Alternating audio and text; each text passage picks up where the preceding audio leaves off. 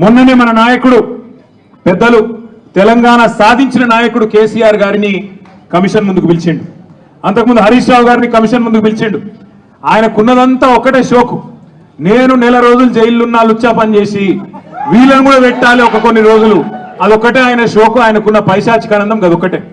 సాడిస్టులు ఉంటారు చూడు కొంతమంది, నాకు దక్కంది ఎవరికి దక్కద్దు అన్నట్టు, నాకు జరిగింది నీకు కూడా జరగాలన్నట్టు ఆయన ఎట్టి పరిస్థితుల్లో కొన్ని రోజులు జైల్లో పెడదామన్నది ఆయన షోకు.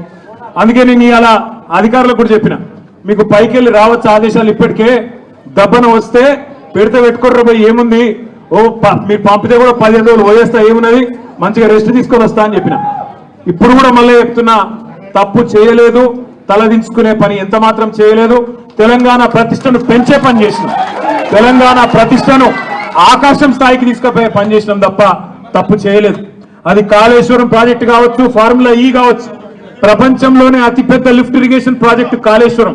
అందులో చేయని తప్పుకు ఇవాళ కేసీఆర్ గారిని హరీష్ రావు గారిని పిలిచి వాళ్ళని అక్కడ ఇబ్బంది పెట్టే ప్రయత్నం, మన నాయకులు కార్యకర్తల ఆత్మస్థైర్యం దెబ్బతీసే ప్రయత్నం అక్కడ కమిషన్ ముందు.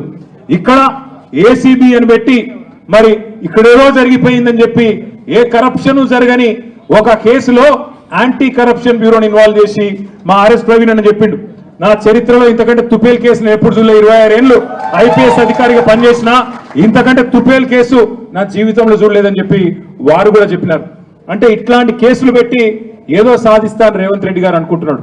నేను రేవంత్ రెడ్డికి చెప్పేది ఒకటే, నా మీద ఇప్పటికే 14 కేసులు పెట్టినావు, ఇంకో 1400 కేసులు పెట్టుకో, అవసరమైతే జైల్లో పెట్టుకో, ఏమన్నా చేసుకో, భయపడేది లేదు. తెలంగాణ కోసం ఆనాడు జైలుకు పోయినాం, ఇవాళ అవసరమైతే తెలంగాణ ప్రతిష్టను పెంచడానికి తీసుకున్న ఒక నిర్ణయం వల్ల మళ్ళీ జైలుకు పోవాల్సి వస్తే కూడా భయపడేటోడు ఎవడు లేడు. నీ ఉడత ఊపులకు ఎట్టి పరిస్థితుల్లో భయపడవు.